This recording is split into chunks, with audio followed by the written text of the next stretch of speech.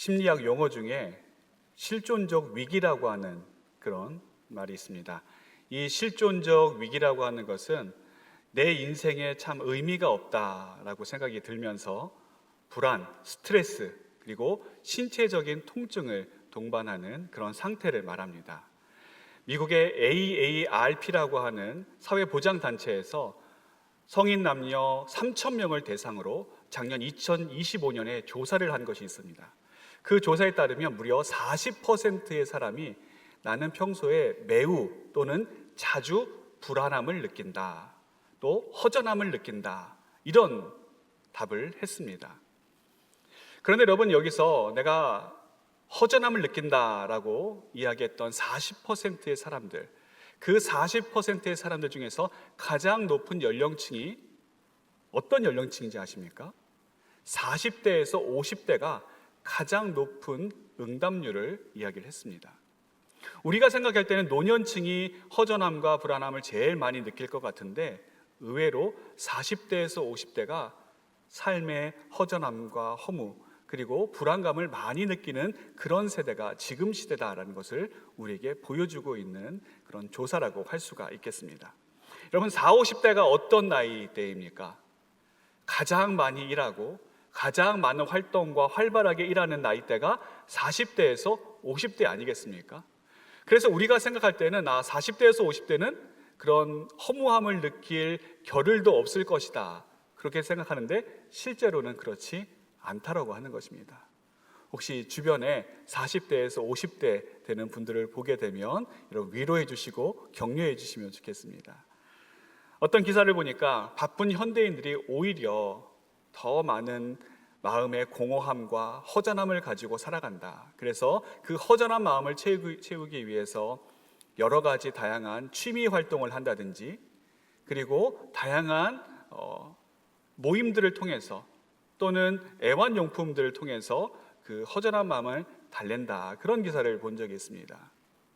그만큼 우리 마음 가운데는 허전한 마음, 또 텅 빈 마음을 달래고 싶어하는 그런 마음이 누구에게나 있기 마련입니다. 우리가 느끼는 공허함은 세상의 지위 고하에 달려있지 않습니다. 또한 세상에 어떤 물질의 많고 적음에도 크게 좌우되지 않습니다. 아무리 돈이 많고 높은 지위에 있어도 마음에 공허함이 찾아오기 마련이고, 아무리 아는 사람이 많고 또 많은 일에 둘러싸여 있어도 순식간에 우리 마음을 휘어잡는 그 마음의 텅 빈 공허감은 이루 말할 수가 없는 것입니다.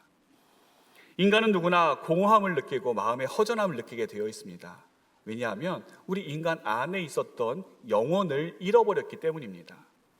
하나님께서 우리를 하나님의 형상대로 창조하셨을 때 하나님의 영혼을 우리 안에 넣어주셨습니다.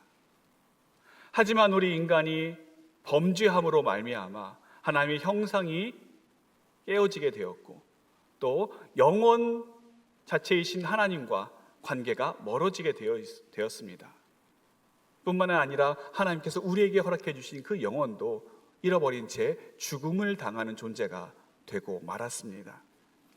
우리 안에 있었던 영혼이 없어지니까 우리 사람들은 그 영혼의 자리를 세상에서 마치 영혼처럼 보이는 것으로 채우려고 여러 가지 시도를 하게 됩니다. 어떤 사람은 물질로 자신의 영혼의 텅 빈 마음을 채우려고 하고, 어떤 사람은 세상의 성공과 자신의 야망으로 그 빈자리를 채우려고 노력을 합니다. 또 어떤 사람들은 세상의 자랑과 또 세상에서 내가 뭔가 내세울 수 있는 만한 것으로 나의 텅 빈 마음을 채우려고 하지만 그것으로는 결코 자신의 공허함을 채울 수가 없습니다. 왜냐하면 그 자리는 하나님만이 채울 수 있는 자리이기 때문입니다. 프랑스의 유명한 철학자 파스칼이 팡세에서 이런 이야기를 했습니다. 사람의 마음에는 텅 빈 공간이 있는데 사람들이 그것을 다른 것으로 채우려고 노력한다. 그러나 그것은 쓸데없는 일이다. 왜냐하면 그 공간은 오직 하나님만이 채울 수 있는 공간이기 때문이다. 그렇게 이야기를 했습니다. 그러면서 인간 내면에 무한한 시면이라고 하는 이야기를 합니다. 여러분, 우리 내면에는 무한한 시면이 있습니다. 무한하기 때문에 유한한 세상의 것들로는 그 무한한 시면을 결코 채울 수가 없습니다. 그러면 누구만 채울 수 있습니까? 무한하신 하나님만, 오직 하나님께서만 그 우리 인간의 무한한 내면의 시면을 채우실 수가 있는 것입니다. 오늘 본문에도 무한한 시면 속에서 마음의 공허함을 가지고 살아가는 한 사람이 등장을 합니다. 우리가 잘 알고 있는 삭개오입니다. 이 삭개오에 대해서 성경이 여러 가지 정보를 우리에게 주고 있는데, 첫 번째는 그의 이름이 삭개오라고 하는 것입니다. 삭개오라고 하는 이름의 뜻은 의로운 자, 정의로운 자, 좋은 사람, 착한 사람, 선한 사람이라고 하는 의미를 가지고 있습니다. 아마 삭개오의 부모님이 삭개오를 잉태했을 때 우리 아들이 앞으로 이렇게 하나님과 사람들 앞에서 의롭고 거룩하고 또 존경받고 사랑받는 그런 사람이 되었으면 좋겠다, 그런 바람이 있었을 것입니다. 그래서 그의 이름을 삭개오라고 지었는데, 안타깝게도 그는 자신의 이름과는 정반대의 삶을 살고 있었습니다. 우리가 그 단서를 어디에서 찾을 수 있느냐면 그의 직업에서 찾을 수가 있습니다. 오늘 성경에 보면 이 삭개오의 직업이 무엇이라고 나옵니까? 세리장이다, 이렇게 나옵니다. 그리고 그 뒤에 보면 또한 부자라, 이렇게 성경이 소개를 하고 있습니다. 성경에서 부자라고 하는 단어가 나올 때는 대부분 어마어마한 부자를 이야기할 때 부자라고 표현을 합니다. 이 삭개오가 살고 있었던 여리고는 종려나무가 굉장히 많은 종려나무의 성읍, 그렇게 별명이 지어진 곳입니다. 오아시스로서 물이 풍성했고 많은 사람들이 휴양을 하고 갔던 관광지 중에 하나였습니다. 뿐만이 아니라 사람들이 많이 모이다 보니까 장사와 무역이 발달하게 되었고, 산업과 금융의 중심지가 바로 이 여리고라고 하는 도시였습니다. 한마디로 이 여리고는 유대 지역에서 가장 살기 좋은 곳, 가장 부유한 곳, 그런 곳이 이 여리고였던 것입니다. 그러니 여리고에서 걷어들이는 세금만 해도 얼마나 많았겠습니까? 이 여리고에서 힘이 있는 계급 중에 하나가 세리라고 하는 계급이었습니다.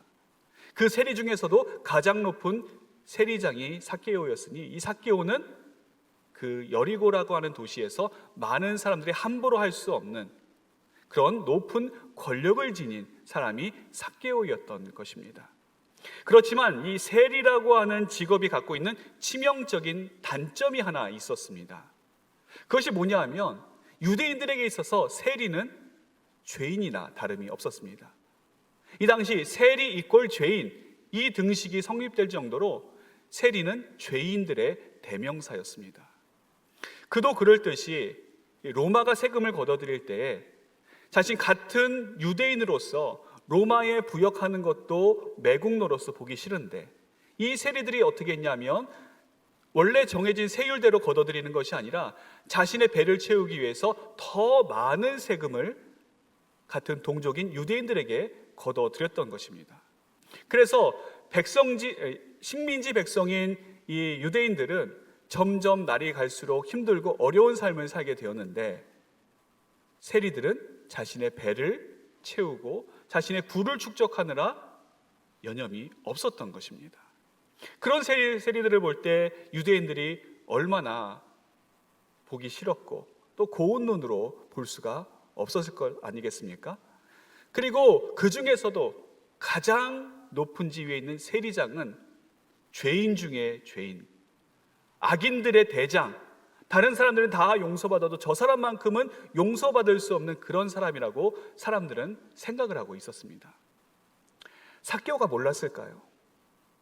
삭개오도 알고 있었습니다.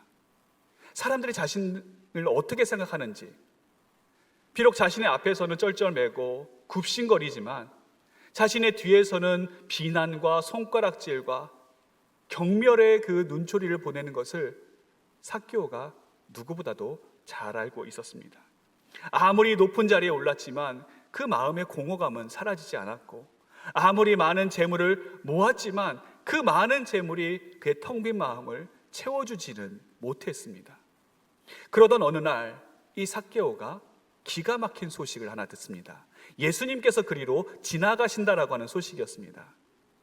삭개오는 예수님이 어떤 분이신가 궁금증이 들었습니다. 그래서 예수님을 보기 위해서 예수님이 지나가시려고 하는 그 루트에 미리 가서 대기하려고 했는데 글쎄 사람들이 너무 많은 겁니다. 그리고 키가 작아서 삭개오는 예수님을 볼 수가 없었습니다. 보통 사람 같으면 그냥 돌아갈 텐데 삭개오는 돌아갈 수가 없었습니다. 삭개오는 예수님을 꼭 만나고 싶었습니다. 그래서 이 당시 유대 성인들이 하지 않았던 두 가지 행동을 합니다. 첫 번째는 뭐냐면 달려가는 것입니다. 그래서 오늘 말씀해 보시면 삭개오가 달려가서, 앞으로 달려가서 이렇게 표현을 합니다. 이 달린다라고 하는 것이 이 당시 유대 문화에서는 어린 아이들이나 또는 여성들이 하는 그런 철없는 행동이라고 생각을 했었습니다. 유대 남성이 채통을 지키지 못하고 품위 없이 어디론가 달려간다, 그것은 사람들에게 손가락질받기에 충분한 행동이었습니다. 또 하나 삭개오가 했던 행동이 무엇이냐면 나무 위로 올라가는 것이었습니다. 여러분, 나무 위는 누가 올라갑니까? 어린 아이들이 올라가는 겁니다. 그리고 이 당시에 먹을 것이 없었던 하층민들이 간혹 가다가 나무에 달린 열매를 따기 위해서 나무 위로 올라가는 적은 있지만 일반 성인 남성이 나무 위로 올라가지는 않았습니다. 그것은 경솔한 행동이었고 사람들에게 손가락질 받는 그런 행동에 불과했습니다. 하지만 삭개오는 그런 것이 중요하지 않았습니다. 그만큼 삭개오가 간절했고 그만큼 삭개오의 마음에 무엇인가를 바라는 열망이 있었음을 우리에게 보여줍니다. 사람들의 손가락질, 사람들의 비난, 사람들이 뭐라고 하는 그런 어떤 시선들, 안 좋은 시선들, 그런 것들이 중요한 것이 아니라 삭개오는 정말로 예수님을 보기 원했습니다. 예수님을 만나기를 원했습니다. 그래서 다른 사람들이 어떠한 행동을 하던 간에, 다른 사람들이 뭐라고 하던 간에 그것과 상관없이 예수님을 보기 위해서 예수님께 나아갔던 것입니다. 예수님께서 지나가시는 그 길목 위에 올라가서, 나무 위에 올라가서 예수님을 기다리고 있는데 예수님께서 그리로 지나가시다가 삭개오를 보시고 말씀하십니다. 삭개오야, 속히 내려오라. 내가 오늘 내 집에 유하여야 하겠다. 이 말씀을 들은 삭개오는 너무 기뻤습니다. 가슴이 쿵쾅거렸습니다. 그리고 말씀하신 대로 속히 내려와서 예수님을 자신의 집으로 즐거워하면서 영접했습니다. 오늘 우리가 보는 이 본문에 빠져있는 단어가 있습니다. 그것이 뭐냐면 반드시라고 하는 단어입니다. 원래 원문을 보면 반드시 내 집에 유하여야 하겠다, 예수님께서 이렇게 말씀하십니다. 그래서 영어 성경에도 보면 must라고 하는 조동사가 들어가는데 이 must는 우리가 영어 시간에 예전에 배우지 않았습니까? 행위자의 강력한 의지가 있을 때 이 must라고 하는 단어를 씁니다. 그래서 이 예수님께서 하신 말씀은 내가 오늘 내 집에 유할 수도 있고 안 할 수도 있고 뭐 상황 봐서 하겠다, 그 말씀이 아니라 내가 오늘 반드시 내 집에 유하여야 하겠다, 예수님의 강력한 의지를 우리에게 말씀해 주고 있는 것입니다. 삭개오만 예수님을 보기 원하지 않았습니다. 예수님께서도 삭개오를 보기 원하셨습니다. 사랑하는 우리 산돌교회 성도 여러분, 우리가 예수님을 만나야 되는 건 나중에가 아닙니다. 후에 내가 예수님을 만날 수 있는 어떤 자격을 갖추고 마음의 준비를 하고 또 어떠한 내가 모든 만반의 준비를 다 마친 후에 예수님을 만나겠다, 아닙니다. 우리가 예수님을 만나야 되는 것은 언제입니까? 바로 오늘입니다. 지금 이 시간 우리가 주님을 만나야 되고 지금 이 시간 우리에게 말씀하시는 그 주님의 음성을 우리가 들어야 되는 것입니다. 삭개오야, 속히 내려오라. 내가 오늘 내 집에 유하여야 할 것이다. 여러분, 이 음성은 삭개오에게만 주시는 음성이 아닙니다. 김집사야, 내가 오늘 내 집에 유하여야 하겠다. 이권사야, 내가 오늘 내 마음속에 거해야겠다. 아무개 성도야, 내가 오늘 내 마음속으로 반드시 찾아갈 것이다. 이것이 우리 주님의 마음이고 우리를 향한 주님의 사랑의 음성입니다. 그런데 여러분, 우리는 우리 자신을 너무나도 잘 알고 있습니다. 우리 자신이 어떤 사람들입니까? 예수님을 모시기에는 너무 부족한 사람들 아닙니까? 예수님을 모시기에는 내가 죄가 너무 많고 내 내면이 너무 더럽고 지저분하고 부끄럽고, 그래서 예수님을 모시기에는 적당하지 않는, 적절하지 않는 사람들이 바로 우리 아니겠습니까? 그런데 그 사실을 또 누가 압니까? 나만 아는 것이 아니라 다른 사람도 다 알고 있습니다. 다른 사람도 내가 얼마나 예수님을 모시기에 부족한 사람인지, 얼마나 자격 없는 사람들인지 다른 사람들도 다 알고 있습니다. 삭개오도 마찬가지였습니다. 삭개오가 예수님을 자신의 집으로 모신다고 이야기했을 때에 다른 사람들은 그가 얼마나 자격이 없는 사람인지 잘 알고 있었습니다. 그래서 예수님께서 그의 집에 유하러 들어가셨을 때에 그가 죄인의 집에 거하러 들어갔다, 뒤에서 수군거리게 되었던 것입니다. 그러나 우리 주님께서는 그런 사람들의 소리에 아랑곳하지 않으셨습니다. 사람들이 뭐라고 하던 그것이 중요한 것이 아니라 예수님의 목적은 단 한 가지, 삭개오를 만나고 삭개오의 집에 들어가 그 가운데 유하시기를 원하셨던 것입니다. 주님은 삭개오만 바라보셨습니다. 자신의 집에 찾아온 주님을 영접하면서 삭개오가 이렇게 고백을 합니다. 주여 보시옵소서, 내 소유의 절반을 가난한 자들에게 주겠사오며 만일 누구의 것을 속여 빼앗은 일이 있으면 4배나 갚겠나이다. 그러자 예수님께서 이렇게 말씀하십니다. 오늘 구원이 이 집에 이르렀으니 이 사람도 아브라함의 자손이미로다. 인자가 온 것은 잃어버린 자를 찾아 구원하게 하려 함이니라. 로버트 멍어라고 하는 사람이 쓴 내 마음 그리스도의 집이라고 하는 작은 소책자가 있습니다.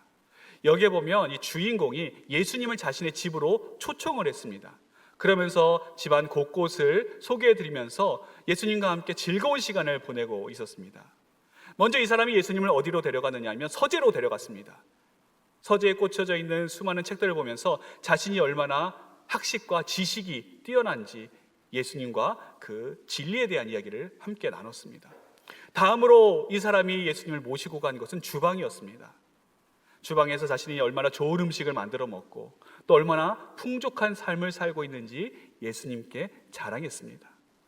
그 다음에 예수님을 모시고 간 것은 거실이었습니다.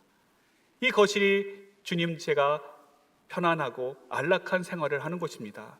자신의 그 삶을 예수님께 소개해 드렸습니다.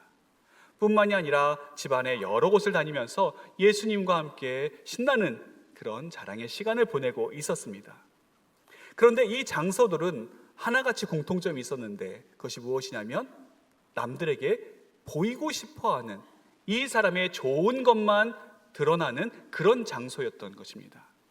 다른 사람들에게 자랑할 수 있고 보여줄 수 있고 소개해 줄 수 있는 그 장소들만 이 사람은 예수님을 모시고 구경시켜 드렸습니다. 그런데 예수님께서 한참 구경하시다가 어느 한 장소에 딱 발걸음을 멈추셨는데 그곳에는 커다란 자물쇠가 채워져 있는 그런 방이었습니다. 이 사람이 당황해하면서 예수님께 말씀을 드립니다. 예수님, 여기는 아무것도 없습니다. 여기는 그냥 빈 방인데 제가 자물쇠로 채워놨습니다. 여기는 예수님께서 볼 것 없으시고 예수님께서 보실 더 좋은 곳, 더 훌륭한 곳, 그것이 얼마든지 있으니까 그리로 가십시오 하고 예수님을 다른 곳으로 인도하려고 했습니다. 그런데 예수님께서는 그 방 앞에서 움직이지 않는 것이었습니다. 내가 이 방을 보고 싶다, 이 방을 열어달라 계속해서 말씀을 하시니까 이 사람이 당황했습니다. 왜냐하면 이곳은 예수님께 보여드릴 만한 장소가 아니었기 때문이었습니다. 이곳은 자신의 부끄러운 과거들이 숨겨져 있었던 곳이고 남들에게 보여주고 싶지 않은 자신의 더러운 생각들과 생활들, 그런 모습들이 처박혀 있는 그런 창고와 같은 곳이었기 때문이었습니다. 다른 곳들은 다 자랑하고 보여드리지만 여기만큼은 안 됐습니다. 다른 사람들에게도 안 되지만 더욱이 예수님 같은 분에게, 이런 존귀한 분에게, 거룩한 분에게 어떻게 이런 더러운 것을 보여드릴 수가 있겠습니까? 주님, 이곳만큼은 안 됩니다. 그러나 우리 주님께서는 계속해서 그것을 보여달라고 말씀하셨습니다. 결국 이 사람이 열쇠를 예수님께 드리면서 이렇게 이야기합니다. 예수님, 여기 열쇠가 있습니다. 저 방 안에는 저의 모든 더러운 것들, 부끄러운 것들, 지저분한 것들이 다 들어가 있는데 저는 저의 그 부끄러운 모습들을 저조차도 보기가 어렵습니다. 저는 그 방을 청소할 힘과 능력이 없습니다. 그러자 예수님께서 이렇게 말씀하십니다. 알고 있다. 열쇠만 다오. 내가 그 방에 들어가서 내가 대신 청소해 주겠다. 우리 주님께서는 열쇠를 받아 드시고 난 다음 자물쇠에 문을 따고 그 방으로 들어가서 그 방 가운데 있는 온갖 그 사람의 더러움과 추악한 모습들, 부끄러운 모습들을 다 방 청소해 주셨습니다. 오늘 예수님께서 삭개오의 집에 들어가신 이유는 삭개오에게 너 왜 여태까지 이렇게밖에 못 살았니? 너 왜 바르게 살지 못하고 왜 정의롭게 살지 못했니? 책망하기 위함이 아니었습니다. 그리고 나 앞으로 이렇게 착하게 살아야 된다, 이렇게 정의롭게 살아야 된다, 이렇게 옳은 삶을 살아야 된다, 그런 깨달음을 주시기 위해서 삭개오의 집에 들어가신 것도 아니었습니다. 예수님께서 그 방에 그 집에 유하러 들어가신 것은 삭개오의 방을 청소해 주시기 위함이었습니다. 예수님은 스스로 구원에 이를 수 없는 자를 위해서, 그를 구원하시기 위해서 그 집에 들어가신 것이고, 스스로 자신의 죄를 깨끗게 할 수 없는 그런 능력 없는 자를 위해서 예수님께서 그 방으로 들어가셔서 그의 모든 더러운 것을 깨끗게 정화시켜 주신 것입니다. 이것이 바로 삭개오에게 임한 우리 주님의 은혜입니다. 우리는 은혜를 얻기 위해서 여러 가지 많은 노력들을 행합니다. 뭔가 은혜를 얻기 위해서 많은 행실들을 해야 되고 공로를 쌓아야 된다고 생각을 합니다. 은혜를 얻기 위해서는 착하게 살아야 되고 선하게 살아야 되고 나쁜 짓을 하면 안 되고 은혜를 얻기 위해서 열심히 노력해야 된다고 하면서 자꾸 어디론가 올라가려고만 합니다. 삭개오도 처음에 그런 식으로 접근을 했습니다. 그래서 예수님께서 오신다라고 하는 그 이야기를 듣고 어디로 올라갑니까? 무화과 나무 위로, 돌무화과 나무 위로 올라갔습니다. 그렇게 올라가면 예수님의 은혜를 입을 수 있을 것 같았고 예수님을 만날 수 있을 것 같았습니다. 그런데 여러분, 그 밑을 지나가던 예수님께서 삭개오에게 뭐라고 말씀하십니까? 삭개오야, 속히 내려오라. 속히 내려오라. 내가 오늘 내 집에 유하여야 할 것이다. 우리 주님께서는 높은 자리에서 은혜를 베푸신 것이 아니라 삭개오가 내려온 그 낮은 자리에서 은혜를 베풀어 주셨습니다. 여러분, 우리는 예수님을 만나려면 올라가야 된다고 생각을 하고 은혜 받으려면 올라가야 된다고 생각을 하지만 그렇지 않습니다. 은혜는 내려온 그 자리에서 받는 것입니다.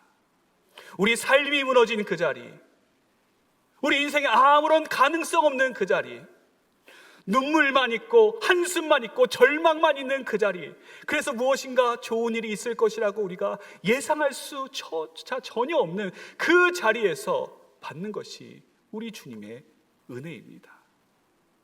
우리 주님께서는 그 자리에서 우리를 만나주시고 그 자리에서 우리를 기다려주십니다. 그 자리로 속히 내려오라. 삭개오가 내려온 그 자리에서 우리 주님께서 말씀하십니다. 삭개오야, 내가 오늘 내 집에 유하여야 할 것이다. 그리고 그 뒤에 이런 말씀을 하십니다. 오늘 구원이 이 집에 이르렀으니 이 사람도 아브라함의 자손이미로다. 인자가 온 것은 잃어버린 자를 찾아 구원하려 함이니라. 삭개오의 집에 구원이 이르게 된 것은 그가 먼저 회개했기 때문이 아닙니다. 삭개오가 예수님을 자신의 집에 영접해 드렸을 때 예수님께서 그 집에 임하심으로 그 집에 구원이 임했습니다. 왜냐하면 예수님께서 구원이시기 때문입니다. 예수님만이 우리를 구원해 주실 수 있습니다. 우리는 오직 예수님으로만 깨끗게 될 수 있고 오직 예수님으로만 하나님의 자녀로 살아갈 수가 있습니다. 예수님께서 찾아오신 그 자리, 예수님께서 머무시는 그 자리, 그 자리가 어디입니까? 그 자리가 바로 천국입니다. 예수님께서 자신의 집에 거하셨을 때 삭개오는 천국의 삶을 이미 살 수 있었습니다. 그리고 그 천국의 삶에서 삭개오는 그의 생각이 변화됐고 그의 가치관이 변화됐고 그의 인생이 변화되는 놀라운 변화의 삶을 살 수가 있었던 것입니다. 종교 화가로 유명한 홀만 헌트라고 하는 사람이 있습니다. 이 사람이 그린 여러분 보시는 바와 같이 원제로는 세상의 빛이라고 하는 제목인데 우리나라에서는 문을 두드리는 예수님이라고 많이 알려져 있는 그림입니다. 이 그림이 여러 가지 버전들이 있는데 가장 유명한 버전이 바로 이 버전입니다. 여기는 이제 요한계시록 3장 20절을 모티브로 예수님의 말씀을 그림으로 형상화한 것입니다. 여기에 보면 특징이 있는데 이 그림의 문을 보면 바깥에 손잡이가 없습니다. 손잡이는 어디 있겠습니까? 방 안에 있습니다. 바깥에서 손잡이 없는 그 문을 예수님께서 계속해서 노크하고 두드리고 계시는 것입니다. 그럼 밖에서 두드리시는 이 예수님을 안으로 영접하기 위해서는 어떻게 해야 되겠습니까? 안에서 문을 열어드려야 되는 것입니다. 안에서 문을 열어드릴 때 예수님께서 그 집에 함께 임하시고 그 집에서 우리 모든 하나님의 백성들과 함께 영원 삶을 살 수 있게 되는 것입니다. 오늘 예수님께서 삭개오에게 내가 오늘 내 집에 유하여야 하겠다 이 말씀을 하셨을 때 삭개오는 자신의 집 문을 활짝 열어드렸습니다. 그리고 기쁨과 감사한 마음으로 예수님을 영접했습니다. 제가 오늘 이 말씀을 준비하면서 이번 한 주 제 마음속에 이런 기도가 계속해서 하나님께 드려지게 되었습니다. 하나님, 오늘 주님께서 삭개오에게 해주신 이 말씀, 내가 오늘 내 집에 유하여야 하겠다, 이 말씀을 우리 산돌교회 성도들이 꼭 듣게 하여 주옵소서. 이 말씀을 우리 마음속에 새기게 해주시고 이 말씀이 우리 안에 들려졌을 때 우리가 주님을 모셔드리고 주님을 향해서 우리 마음을 활짝 열어드리는 우리 산돌의 모든 성도들이 되게 하여 주옵소서. 그 기도를 계속하게 되더라고요. 사랑하는 산돌교회 성도 여러분, 오늘 주님께서는 우리에게 삭개오와 같이 동일한 음성을 들려주십니다. 사랑하는 내 딸아, 사랑하는 내 아들아, 사랑하는 내 자녀야, 내가 오늘 내 집에 유하여야 하겠다. 내가 오늘 내 마음속에 유할 것이고 내가 오늘 내 집을 찾아갈 것이며 내가 오늘 내 일터 가운데 내 삶의 모든 자리자리 가운데 반드시 찾아갈 것이다. 이 주님의 말씀 앞에 주님 오시옵소서. 주님 기다립니다. 주님, 저의 마음을 활짝 열어드립니다. 오셔서 나의 삶을 다스려 주시고 나의 마음을 다스려 주시고 나의 인생을 주님께서 책임져 주옵소서. 이런 믿음의 고백을 올려드리는 우리 모든 산돌교회 성도들 되시기를 주님의 이름으로 축원합니다.